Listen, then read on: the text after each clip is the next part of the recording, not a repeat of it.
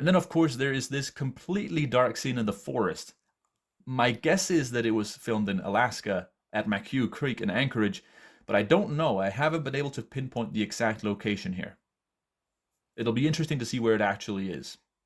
Then at 1 minute 20 seconds into the trailer, we have this clip of Ben and Adam getting out of a car in some suburban looking place. Like, I honestly can't tell where this is. I'd say maybe Pittsburgh, but I don't think it was Pittsburgh because Pittsburgh was very cloudy on the day they were there, according to weather data. Then there's this clip at 2 minutes and 2 seconds into the trailer, which might be from the airport in Pittsburgh. It's a plane either landing or taking off. It's pretty close to the ground, so I don't know. Do planes stay closer to the ground for longer when they're landing? I feel like they do. When they take off, they tend to pull up pretty quickly. So maybe since we don't see the airport underneath us, this is the plane landing, in which case it wouldn't be Pittsburgh. I don't know. I tried to line the streets and buildings underneath us up with like places in Pittsburgh. They didn't match, so probably not Pittsburgh. It seems to be pretty dark as well, which I don't know that it would be by the time the players left Pittsburgh. Then there's the horse clip that I showed you earlier. I just cannot figure out where these horses are. If someone can tell me, please do. I'm thinking maybe there was a horse-related challenge on day 3 where one of the teams had to like do something while on a horse. I don't know. And then finally, at 52 seconds into the video, we have this aerial view of some town in a dry looking flat place. I don't know. I checked a couple major towns in the Great Plains. I checked Denver, but none of them quite matched. I checked a couple cities in the Midwest where Ben and Adam might have gone through on day 3. No luck. The engine on this plane is green, and it seems to match the planes that Frontier Airlines fly. And they fly a lot of planes out of Denver, it seems. I also looked at Denver, but it doesn't look like anything I can find in Denver. So I don't know where this could be. If anyone can tell me, please do. And with that, that is seriously all. So let's give it a try. I am not confident about the order of these clips in the same way that I'm confident about where they are, but I've lined them up in a way that makes sense, both with the weather, according to weather forecasts from October, the time of day, and the clothes that people are wearing, and of course the places that they are in sequence. Should make sense. I'm kind of lucky that this is a race from one end of the country to the other.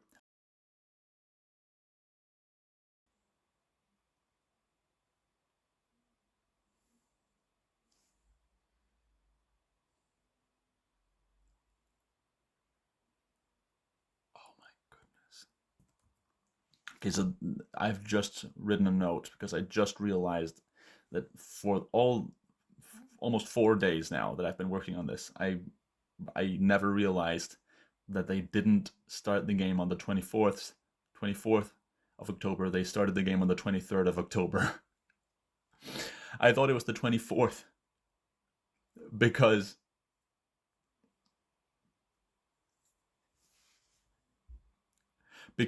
that image, that selfie was posted to Twitter on the 23rd, but translated to my time, which is what I see on Twitter, it was the 24th. It was just over midnight. It was like 1 a.m. or something. So I have compensated for the time zone difference, but I forgot to compensate the date. I forgot to realize I failed to realize that the date would also be different in my time zone than it was where they posted it, which was Alaska. So yeah, it was the 24th, but only in Denmark because I'm ahead. I'm already in the middle of the night. It was the afternoon on the 23rd in Alaska. Oh my goodness. Well, this changes not everything, but it actually makes things easier to line up. So that's nice. I'll change it right now before I even record this segment. Oh my goodness, I'm so happy I realized this. That's such a stupid mistake. Okay, where was I even? This might be a good time to tell you that while I was doing this research, it did come to my attention that there was actually a brand new episode of their podcast, The Layover, which is made by the team behind Jetlag the Game, where they discuss specifically the game design of this season, which could have actually cleared up a lot of stuff. It was only yesterday afternoon that, as I'm recording this, that I finally decided, yeah, why not actually get that Nebula subscription and watch? But the podcast can only be listened to if you have a Nebula subscription, which I don't have, although I've contemplated it many times. It was only yesterday afternoon, as I'd already been doing all this research and timeline writing for over 2 days, that I decided, wait a minute, this is probably the time, if any, to get a Nebula subscription. So I got a subscription, and since you have to pay for this podcast to listen to it, I won't tell you anything they say in it, but let's just say it cleared out a couple of the questions I mentioned earlier. The trailer does explain the whole system very quickly, but there were still some things that I was left wondering by the end of it. And when is the flop revealed? Because they're going to be traveling through a lot of time zones. The flop has got to be at the same time no matter what time zone you're in, because they've got to be competing to be the first to get these tickets. So I imagine it's just going to be later in the day, the further east they get. So it might be like 7 a.m. when they're in the west, but like 11 a.m. when they're in the east. And who decides what tickets and challenges are assigned to the flop like every day? We definitely don't want a situation where on the first day there are no flight tickets in the pool, because this town that they're starting out in, Utqiagvik, there's no way out of it other than by plane. In the trailer, the teams are seen checking their phones to see what the flop is for that day, so they don't know in advance, which makes me think maybe someone else has curated these challenges for a change. And in the trailer, as you just saw, they do actually show a couple of the tickets and challenges that might be in the flop. And interestingly, one of those tickets is for a flight to Anchorage, and the challenge associated with it is to build a snowman by the beach.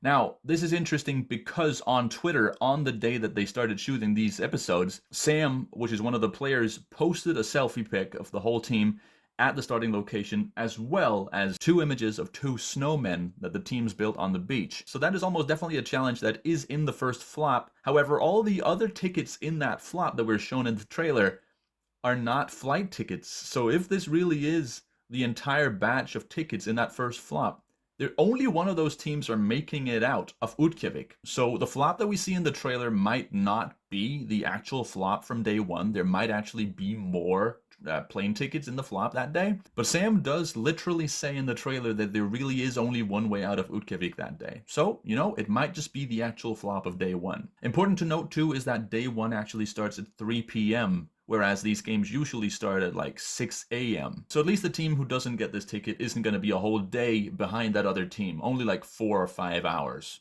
which is still a lot in this game. I mean, this was filmed in October, so the sun did go down pretty early. Like in Anchorage, on the first day of shooting here, the sun went down at like 6:23 p.m. So they still would have had like over an hour and a half until 8 p.m., where I think they usually have their rest period start. A sleeper train, though, you're definitely traveling at night there.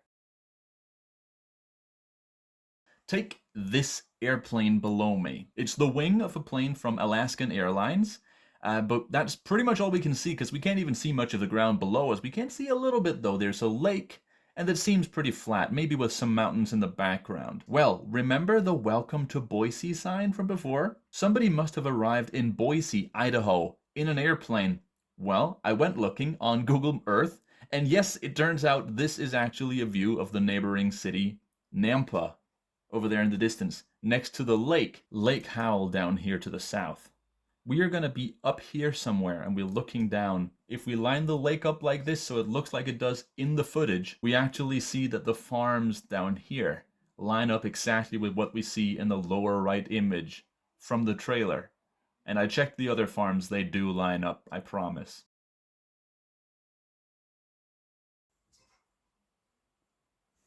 You could maybe even start to speculate as to what the specific cards and challenges, as to what the specific tickets and challenges are here. I don't have time to do that. I haven't had time to do that. And the episode will be out, the first episode will be out in a couple days on Nebula at least. So I really need to Nebula at least. So I'm just gonna release this video as is. Oh my god, what? The flight is sold out. As you can see, we get a nice pan across this parking lot. We see some buildings in the background, some cars where we can't really see the license plate. We see the shadows, which if we find the location could help us figure out the time of day. And then we see a sign that admittedly in my screen grab of the video here is definitely not legible. In the actual video, if you go look, you can see that it says Costco on there. So we're at some Costco, but there are a lot of Costcos. Even though we can tell that we're probably in the western half of the country, that's still a lot of Costcos to go through. Although not impossible. Well, there's this other clip earlier in the trailer where the same exact building that is in the background of the other clip shows up. So it turns out this building, even though it's still being built, is actually notable enough or has a recognizable enough shape that if you take a screenshot of this building right here and put it into a reverse Google image search, you could actually find a post on LinkedIn from someone who visited the build site just a couple months ago. And from there we can figure out that the video was taken in Salt Lake City in a suburb called West Valley. And these here are the exact two locations where those clips were filmed. There's also this clip. For the longest time, I was having so much trouble making this timeline just make sense and fit together when compared to the weather reports from these days when the adventure happened because, and this is so stupid, I live in Denmark. So when I look at these posts on Twitter, I see the time they were posted, but in my time.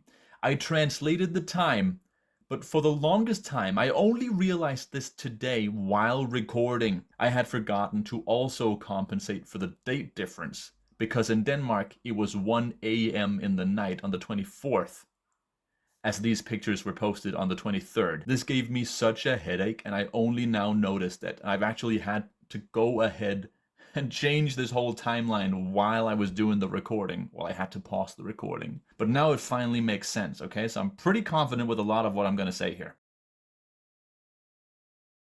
This is the thing that cost me like so much headache back when I thought that the game started on the 24th of October, and I just couldn't get it to make sense that they would get to Seattle quickly enough to even experience this rain, because the rain stops at like midday on October 25th.